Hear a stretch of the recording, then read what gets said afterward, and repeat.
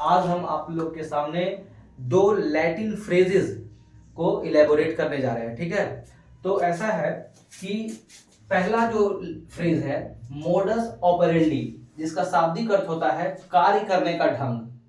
Modus operandi operandi का मतलब होता है कार्य करने का ढंग, जिसको मोड ऑफ ऑपरेटिंग आप कैसे समझ सकते हैं। ठीक है, जैसे मान लीजिए किसी शहर में क्रिमिनल्स बार बार डकैती या चोरी लूटपाट कर रहे हैं, तो पुलिस लोग बैठक अगर करता है ना, तो वो ऐसे बोलेगा कि आखिर उन लोगों क्रिमिनल्स का मोडस ऑपरेंडी क्या है।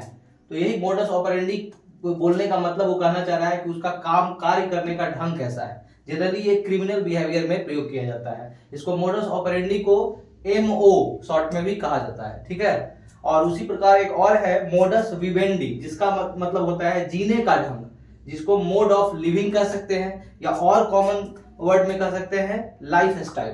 ठीक है, मोडस विवेंडी का मतलब हुआ जीने का ढंग, और मोडस ऑपरेंडी का मतलब हुआ कार्य करने का ढंग। ज्यादातर इसका यूज मोडस ऑपरेंडी का प्रयोग क्रिमिनल बिहेवियर में होता है ना।